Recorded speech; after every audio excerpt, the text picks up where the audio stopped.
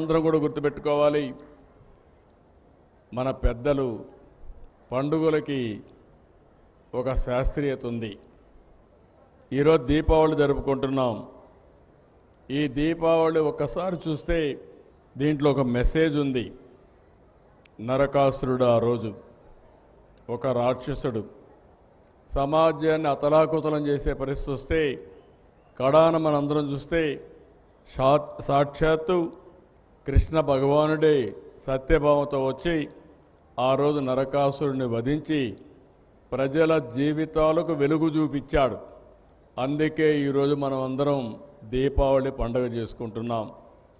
ఇది చూసిన తర్వాత మనం గుర్తుపెట్టుకోవాల్సింది, ఇంత మునుపు కూడా చరిత్రలో కూడా చాలామంది రాక్షసులుంటే ఆ రాక్షసుల్ని ఎవరూ ఓడించలేకపోతే, లేకుంటే వాళ్ళని తుదముట్టించలేకపోతే కడాన భగవంతుడే వచ్చి వాళ్ళని శిక్షించి సమాజాన్ని కాపాడారు.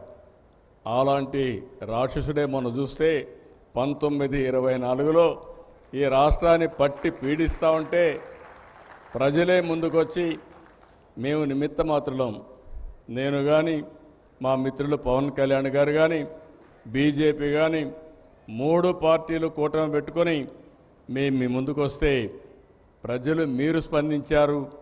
94% స్ట్రైక్ రేట్ అంటే నా రాజకీయ జీవితంలో ఆంధ్రప్రదేశ్లో ఎప్పుడూ చూడలేదు. అలాంటి విజయాన్ని ఇచ్చారు. అయితే ఈరోజు మనం గుర్తుపెట్టుకోవాల్సింది, ఈ పండుగ మనకందరికీ ఒక మెసేజ్.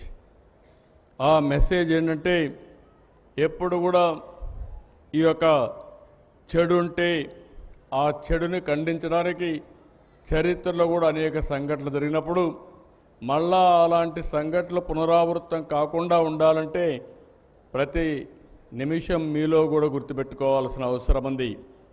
అందుకే ఇలాంటి పండుగలు చేసుకుంటున్నాం. దీనివల్ల ఒక మెసేజ్ ఉంటుందని చెప్పి కూడా నేను మీకు తెలియజేస్తున్నా.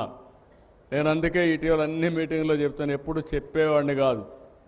మళ్ళీ రాష్ట్రంలో వైకుంఠపాళి వద్దు.